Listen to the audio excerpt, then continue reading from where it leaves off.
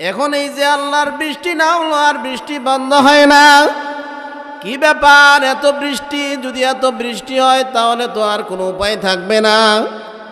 এই গ্রাম্য সাহাবী আবার দৌড়া নবীর কাছে চলে আসছে, ডাক দেয়া বলে, পয়গম্বর,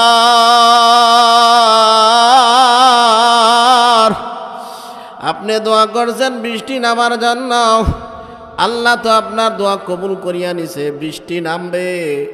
এমন নামা নামছে আল্লাহ এমন বৃষ্টি দিল, এই বৃষ্টি তো আর এখন বন্ধ হইতেছে না, তাড়াতাড়ি আপনি দোয়া করেন বৃষ্টি যেন বন্ধ হইয়া যায়। আল্লাহর নবী সঙ্গে সঙ্গে দোয়া করলেন। দোয়া করার পরে আল্লাহ পাকের কাছে বললেন, আল্লাহ, এই বৃষ্টিটা আপনি একটা পাহাড়ের দিকে নিয়ে যান, এই এলাকায় যেন বৃষ্টি আর না হয়। আল্লাহুম্মা হাওয়ালাইনা ওয়ালা আলাইনা। এইভাবে আল্লাহর নবী আল্লাহর কাছে দোয়া করছে। আল্লাহ পাকের কাছে দোয়া করার পর সঙ্গে সঙ্গে বৃষ্টি পাহাড়ের দিকে চলে গেল। এ মা,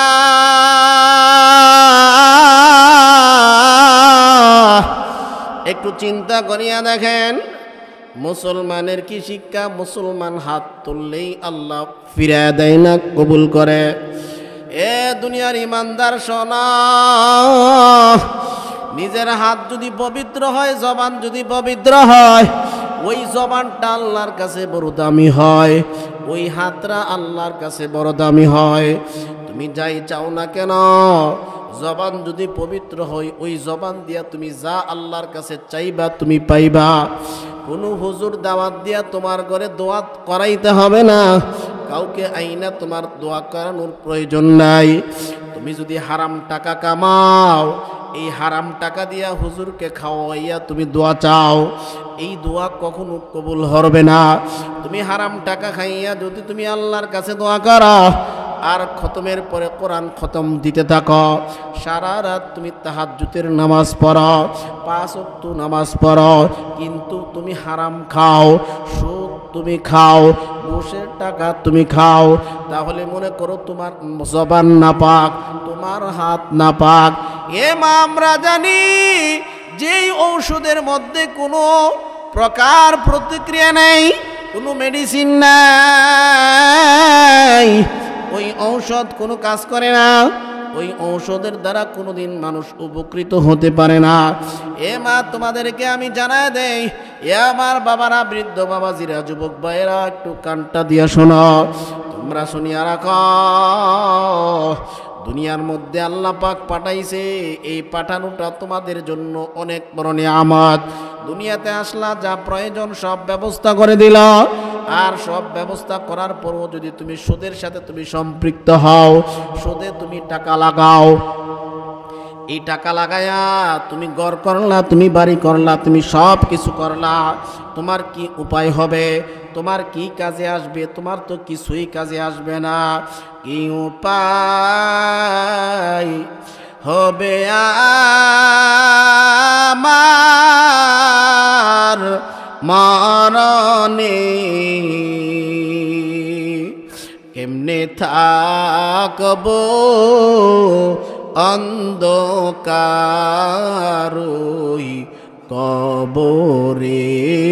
কেমনে থাকবো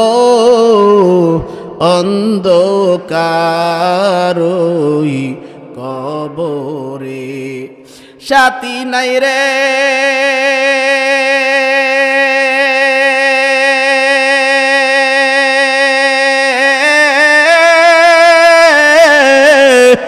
বাতি নাই রে কবরে, বাগারু পায় নাই রে হায় রে, হায় রে হায়। কি উপায় হবে আমার মরণে? কেমনে থাকবো অন্ধকারই কবরে? কেমনে থাকবো অন্ধকারই কবরে। সাপে কাটবে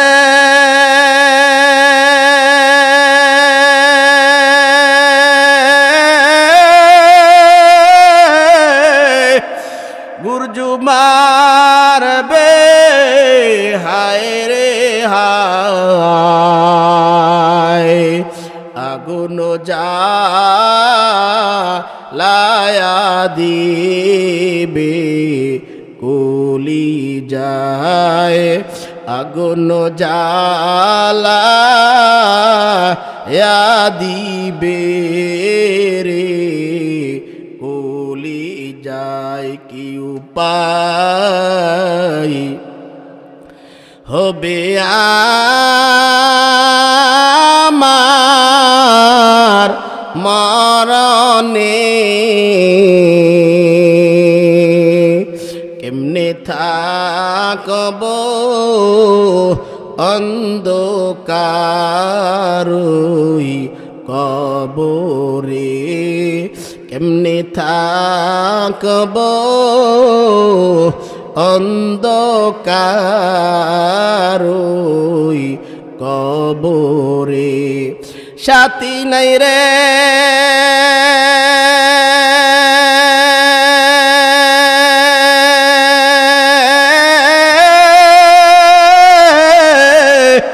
বাতি নাই রে কবরে,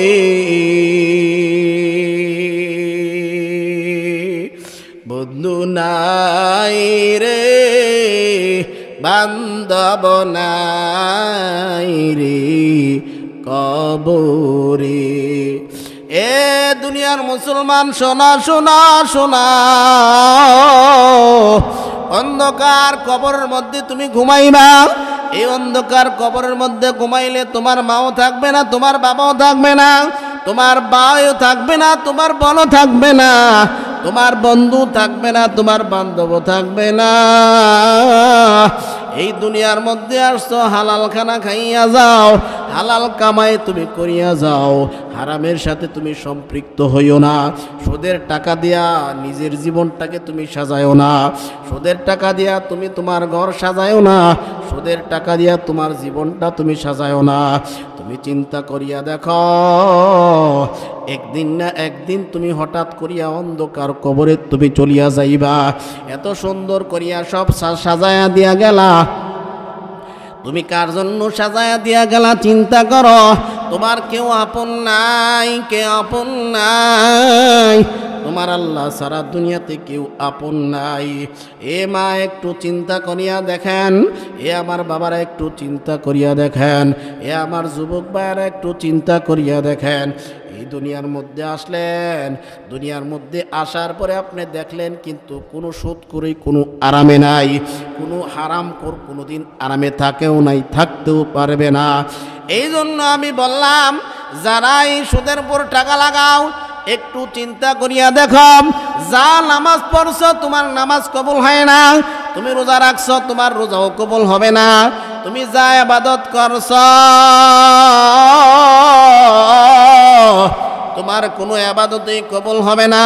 তুমি যতই সেজদা দাও তোমার এই সেজদার কোনো দাম নাই, তুমি যতই রুকু দাও তোমার রুকুর কোনো দাম নাই, তুমি যতই জিকির করো তোমার জিকিরের কোনো দাম নাই, তুমি যতই আল্লাহ আল্লাহ করো তসবিহ নিয়া তোমার তাসবির এই জিকিরের কোনো দাম নাই। কারণ তুমি হারাম খাও, হারাম খাইয়া তোমার জীবনটারে তুমি সাজাইছ, হারাম খাইয়া তোমার জীবনটারে তুমি রঙে রঙিন তুমি করছ। এ দুনিয়ার ইমানদাররা শোনো, এই দুনিয়ার মধ্যে আসছ, দুনিয়ার মধ্যে আসার পরে কত ইতিহাস তোমরা শুনছ। হাজ্জাজ বিন ইউসুফ নামে একজন মানুষ ছিল, তার ইতিহাসটাও একটু শোনো। এই মানুষটাও হারাম খাইয়া বড় হইছে, এই মানুষটা হারাম টাকা দিয়া জীবনটা সাজাইছে, এই মানুষ হারাম খাবার দিয়া তার দেহটা সাজাইছে। এই মানুষটা হারাম খাইয়া তার দেহটা এমনভাবে সাজাইল, সাজাইতে সাজাইতে বাজার